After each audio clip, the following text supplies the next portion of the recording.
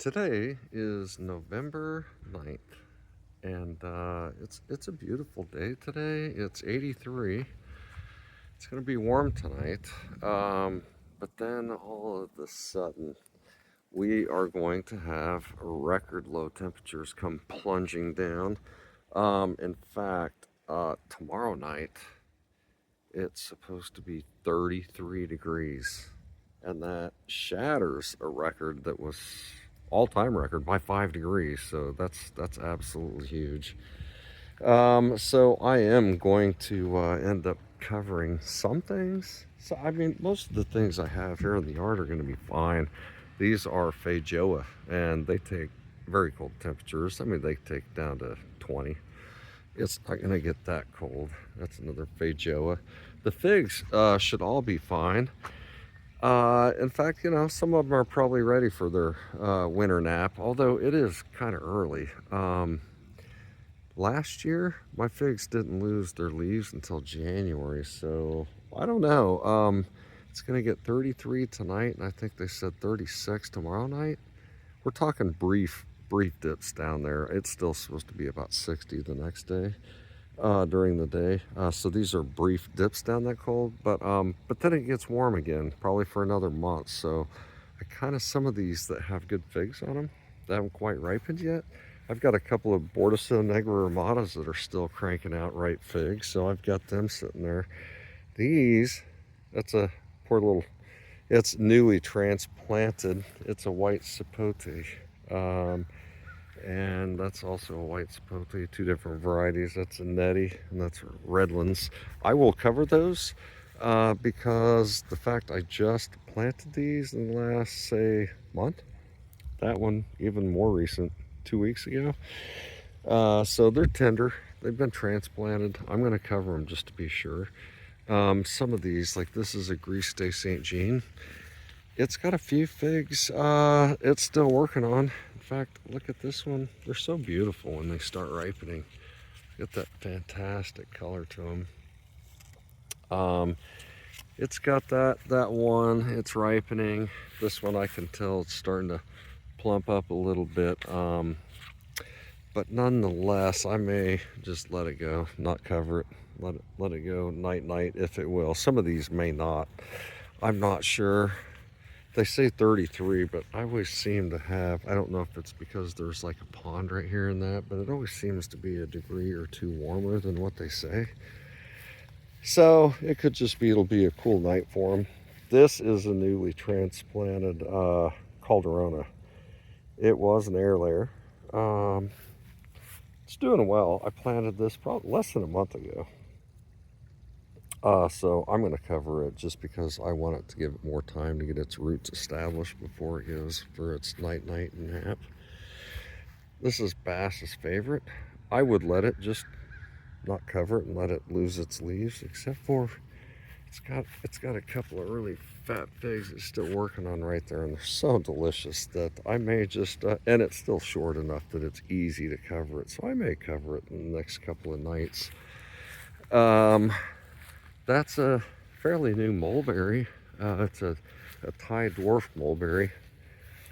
Love the leaves on those things, how it's just glossy. I'm not sure if that comes off in the video, but beautiful leaves. I may, well, not because I'm worried about it dying, but just because I may want to give it a little more time to root. Because I planted this, I don't know, a month ago. I think it'd be fine either way, but this Black Tuscan, I'm just gonna let it go.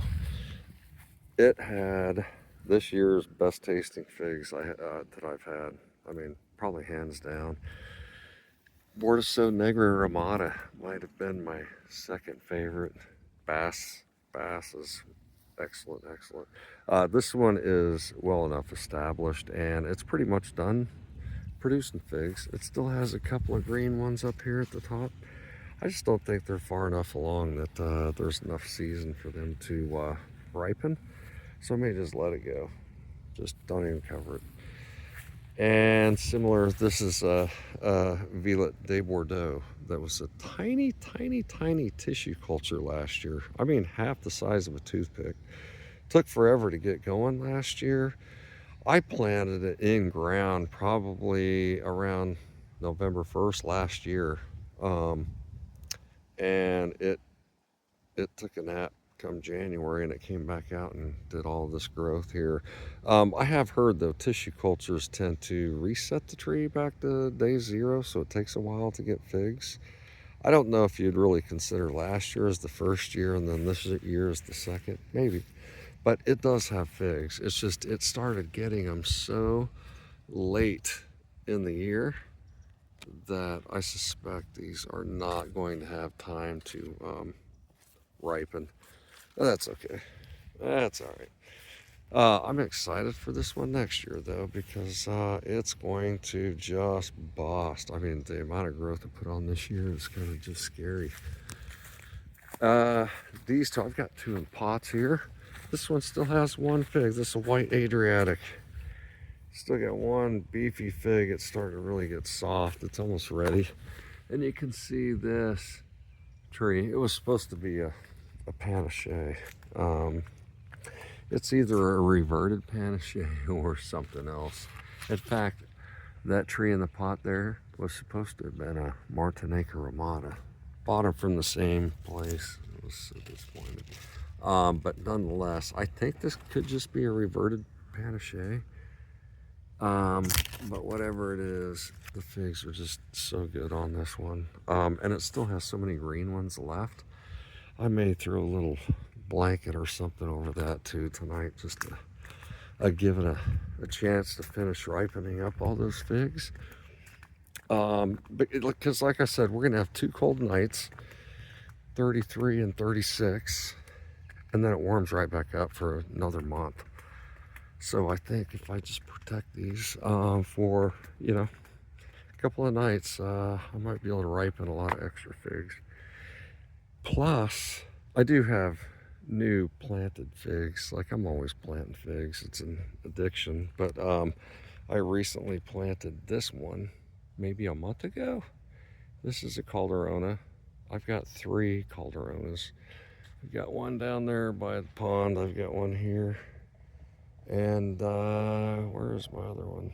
Oh, it's over there. I think I may have already showed you over in the backyard there. This is a very pretty and growing like crazy, considering I just planted this.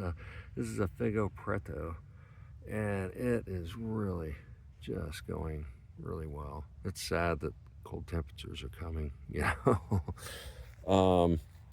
This is an Estorante that it really struggled. I think I had made the mistake, this was months ago too, of accidentally, like, I tend not to really fertilize my trees because they're in ground and I don't think they really need it. Except for in the springtime, I tend to just give them a bit in the spring, just get them going, and then they're good for the rest of the year. And if it's a new planted tree, I tend to also, like, we'll give them a couple weeks after I transplant them, give them a little dose. Well, somehow I had forgot that I'd already given it a dose and gave it another in the spring, and it did not like it. So I transplanted this thing just about, I don't know, a month ago, because it absolutely wasn't doing anything. It had lost all its leaves and just sat there dead, but I knew it wasn't. It's just it got basically toxic nitrogen. So I had to dig it up, dug the soil out, put it back in the hole with some fresh soil, and bam, look at it. It just responded almost immediate. So I want to give this a little more time to get its roots going before the cold temperatures have it lose its leaves. This is a Del San Jamagran. I planted this one in ground. Oh gosh, it's probably been 2 months ago, almost 3. And so I think it's far enough along that I'm not going to cover it. It'll do well. It's going to be just fine either way. This little De La Gloria, it's funny this time of the year because the sun is at such a low angle and it's kind of near the north side of my house here. This time of the year it gets full shade. I don't like that. These, you can see the shade border right here. I mean, they are barely making it in the sun. And actually, you know, it's November 9th, so here by December, with the sun even at a lower angle, this line is going to move even further out. So these may end up being in full shade come December. But you know, honestly, I don't care, because come December, January, February, they're going to be dormant anyway. And by March, they'll be back in the sun again. So, but having said that, I think I'm going to take this De La Gloria out. I'm going to dig it up, put it in a big pot. I don't know what I'm going to do with it, but I already have a De La Gloria out there in the yard. So I'm going to take this one up, and I'm going to plant this persimmon tree. Because right now it's in the shade, right? But you know, if you know, my hand is in sun right here. If it was just taller, it would be in the sun. And so this persimmon tree, and I'm going to keep it trimmed up small, like in the, say, 8-foot range, 8 foot high, maybe 6 to 8 feet wide. Kind of like the rest of my fig trees. It's going to be pruned very much the same height wise. The rest of these trees, I mean, some of them still have figs. This is a Coleodon gigantina. You know, you can see it's got a couple. Like, it's got a mule fig. See that one right there? Like, this is Coleodon blanc. It's got a couple. I just don't think these have enough time. So there's no reason for me to like cover these trees to protect them from the cold. And that goes probably almost for the rest of my trees. Some of these, this is white Madeira #1. And I believe, I mean, it's sad. These are first year rooted cuttings, by the way, that we're looking at, even though they're, you know, like 6, 7, 8 feet tall. These are all first year rooted cuttings. So, you know, they tend to get figs at weird times, not your typical times. So you would never really want to mark your times about when they get figs, when they ripen and stuff on a first year rooted cutting. They're all over the place. Weird. Having said that, though, this white Madeira #1, it's got a few left on it. I don't really think it has time to ripen them. I'm not going to try to cover it or protect it. This is a white Adriatic that was a cutting off the white Adriatic that I've got in the pot out back that I showed you. That was supposed to have been a Martinique Ramada. This thing is absolutely prolific and huge. It's probably the most vigorous grower that I've got. White Adriatic is the old school, probably the original Adriatic, grown by California fig growers for decades. In fact, I think it probably is the original Adriatic. It's a very good fig. This is Ondata. Look at the size of those leaves.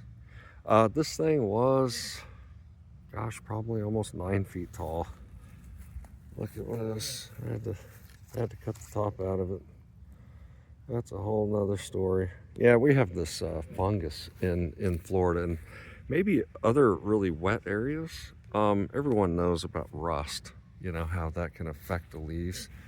In fact, I don't even think this is rust. This is probably what I'm talking about. It's anthracnose, but rust looks very similar, right? You start getting those black dots on your leaf, and then after a few weeks, your leaf crinkles up and falls off. And if you get rust bad enough, it'll just defoliate your tree. But you know, that's as bad as rust does. I mean, that can be bad, defoliating your tree, but anthracnose is another type of fungus that can actually not only infect your leaves and kill them in short order, but can also infect your branches. So if you get it on your branch, you can see this like sickly dark area. It's like dark, but it's got some white intermixed on it where it has infected the branch. And then what happens is the inner workings, the plumbing in the branch gets clogged. And then from that infection point up, everything dies, right? So then you have to like just cut it off. So anthracnose can be quite nasty. In fact, I kind of got behind the curve on taking care of fungus this year and paid the price especially by that anthracnose. Here's a case where this is Hativ de Argenteuil. This tree was pushing 7 feet tall when it got anthracnose, and you see the main stem where I had to cut it off right there at the top. Luckily, it's got some side branches coming out, but from that point where I cut it up 6 feet, died, dead. Ooh, look at that. This tree, it's really weird how some trees can suffer so badly and another tree right next to it seems to not suffer. I don't know what the deal is, if it's a variety thing or if it's just a crapshoot, but this is a Coleodon Grice, and it's done excellent this year, and it's a first year rooted cutting. Look at that big in there. It's almost ready to pick. I pinched the neck on it just a little bit ago to test it, and I might pick it later today. It's ready. Some of these, like, it's November 9th. How beautiful the leaves are on this thing. This tree is just, it's beautiful. This is a Borzazot Grice. So I've got a Borzazot Grice and a Coleodon Grice next to each other. They're both doing really well. The Grices, it's odd, but Mount Etnas are supposed to be really robust and so forth. This is a first year rooted cutting of Sal McGill Rojo. It's also called Azor Stark. It did okay. It's not huge. It's 3.5 feet tall. It's got a couple little branches on it. It seemed to really get hit by fungus really bad though this year. Had a hard time keeping foliated, but a lot of that's my fault for not staying on top of stuff like I should. But it did produce some really tasty figs, and I also have a Chicago Hardy right there. I think these were tastes or San Miguel Roxo tastes better, a little more berry flavor, maybe more pronounced. This is my other De La Gloria. I was saying I had another one in the yard. This is the one. It's a little bigger, but nonetheless, I planted this thing. It's been probably 2.5, 3 months. I think it's far enough along that I'm not going to cover this. In fact, the only exceptions to the ones that I'm going to try to protect are the ones that I just recently planted, or the ones that are still working on some figs that I'm hoping that they'll ripen. Otherwise, to be honest, I don't care. A lot of these aren't getting any more figs this year, so they could just take a nap for a while if they need to. But I am really looking forward to I've got 3 new Calderonas this year, and this is one of them. It's doing really well. I've got an air layered Calderona in the backyard. This is a rooted cutting Calderona, and I've got another rooted cutting that down here I'll show you. This is Sasak. This tree should be just on an order bigger than it is.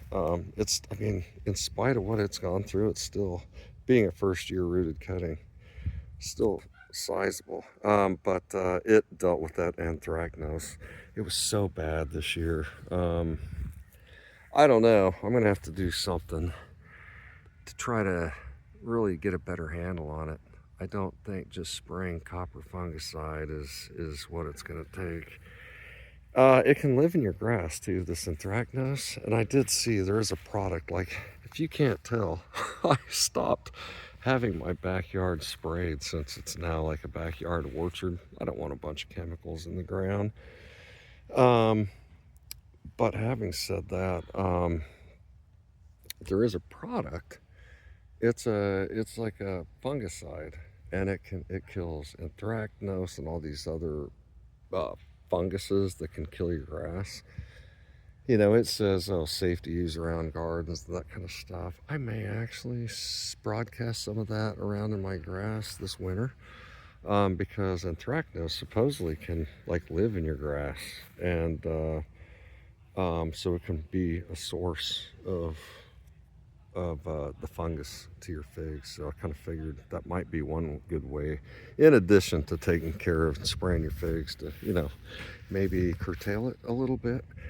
And not to mention, so I have this row starting outside the camera down here.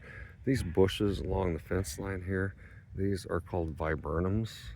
They'll get actually quite large. I only planted those things last year. But by next year, they'll already be probably 8 feet tall. Anyway, I was kind of disappointed to find that these viburnums are also susceptible to anthracnose. And when something gets infected by anthracnose, you need to do something about it. You need to remove it, take care of it somehow, because if you don't, the infected part just grows spores and it just sporulates all over, and it makes the problem worse. And so after having discovered that these viburnums can be infected by anthracnose, I went and looked on the inside of a bunch of them, and they were infected.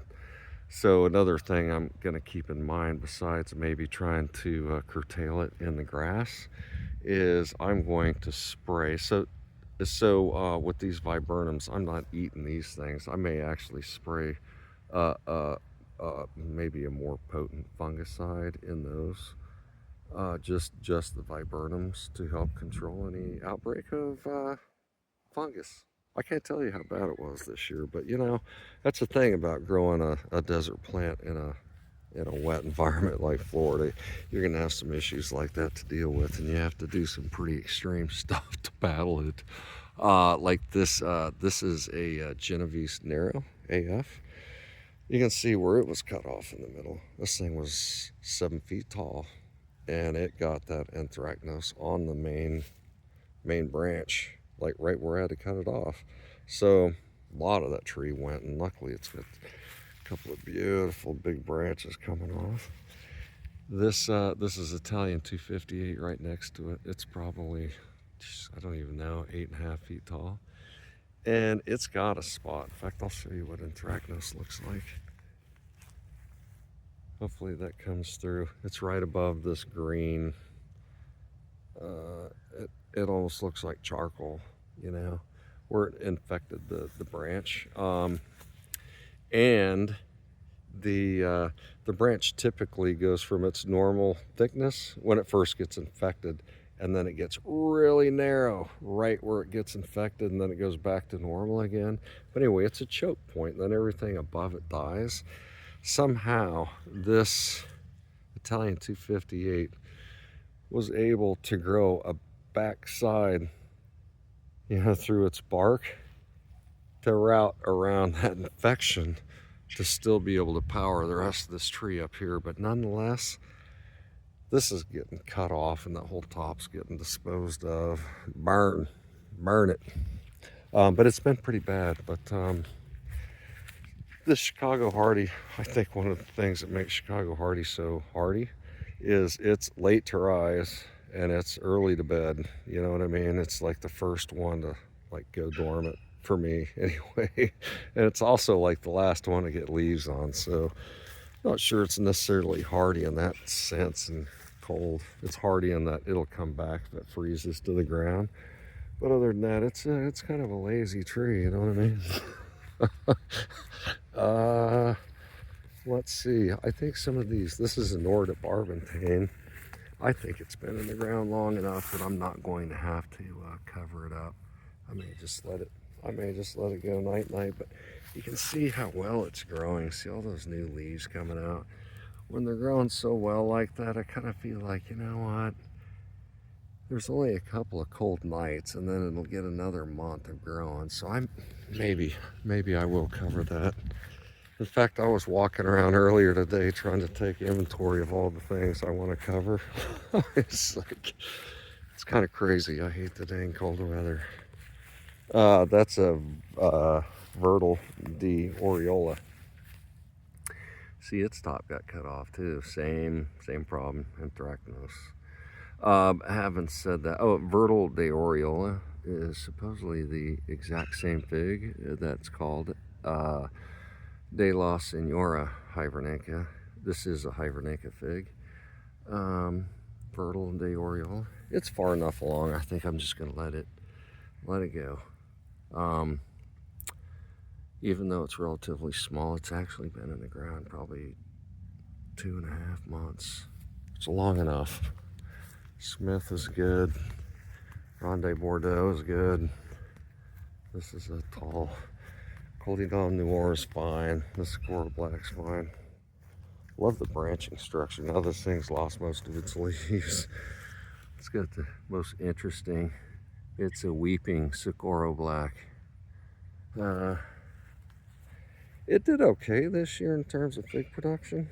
This is actually, I put it in the ground almost a year ago. I planted this in October last year. And God, it was surprisingly a fairly large tree when I bought it. I got it from JFE.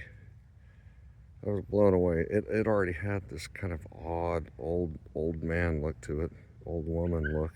I don't know even when I got it. I was like, that is the weirdest looking tree, and it's continued that pattern with those weird looking branches on it. It's odd. But I think it's going to turn out to be a really cool tree. Looking forward to that thing. This little Craven's Craving, it's small. I don't know. I may throw a blanket over it just to protect it, give it another month or two of growing before it gets cold for a couple of months. But it has been in the ground for long enough, I think, that maybe I'll just let it go, take a nap, even though it's not that big. It's actually been in the ground a couple of months. I think everything else is going to be fine. I planted a few other things. This thing right here I planted just a month ago. It's called Blackberry Jam. The Blackberry Jam tree. It's related to gardenia, which have, you know, the white, pretty and fragrant flowers on it. But this thing, it gets a fruit, I guess you would call it, and it's got like a thin wood. The fruit, maybe like a walnut, maybe a little bit bigger, but the wood on it's really thin. But when you crack it open, it has like blackberry jam in the middle, like pre-whipped together, and supposedly it tastes even better than blackberry jam. So I was like, all right, I gotta get one of those. Very cool little thing. This is an Australian fern tree, and it will get potentially 10-15 feet tall and looks like a great big palm tree. So it'll get a very large trunk on it with these big fronds coming, fern fronds that look like great big palm fronds coming off it. What a cool thing. And it's somewhat cold hardy. I don't think I'll have to worry about it in the next couple nights. If it ever got really cold here, which it can on occasion, as y'all know, it's like, wow, you have that once in a 30 or 40 year, once in a 50 year cold come through. It's a substantial drop. I think there was back in the 80s, everyone talks about, there were 3 days in a row that there was literally snow on the ground here, and it never got above freezing. And I think they got at the night, a few nights like in the teens. Was, I mean, that's just mind-blowing to think about, like, at least here, because just a couple of years ago, it didn't even get freezing in the wintertime. I mean, not even an overnight temperature. I think the coldest it got was like a 35-degree overnight temperature. You know, but then you follow it up by a year the very next year, and like last year seemed to be colder in that we had a lot of cold days. Not really cold, but we had a lot of cold days. But I think the coldest it got last year was like 28 degrees. And I'm not talking about a daytime high. These are like brief overnight low temperatures. So it still gets like maybe 60 or in the high 50s during the day, but it's that brief overnight dip. So it's not that chronic, like, you know, 28 degrees for all day long or anything, all night long. It typically is just for a few hours. So hopefully I'm going to be okay. Some of these things though, this is called the Pride of the Cob. It's from South Africa. I recently planted this one here. It doesn't get fruit. It's just, it gets some really amazing looking flowers on it. And it can get quite large. I mean, it can get like 10 feet tall. And it can actually even, like, you know, spiral around a tree. You could actually grow it like a tree, like a bush, or it can even climb on things if you want it to. But that's another one of those tender new plants that I put in. I'm always planting something in the ground somewhere, and so I may want to protect that kind of stuff. But anywho, I hope the rest of you here living in the living in the South have good luck protecting your soft, you know, tender plants over the next couple nights. Things are hopefully going to get better, but I hope y'all have a good weekend. See ya. Thanks for watching.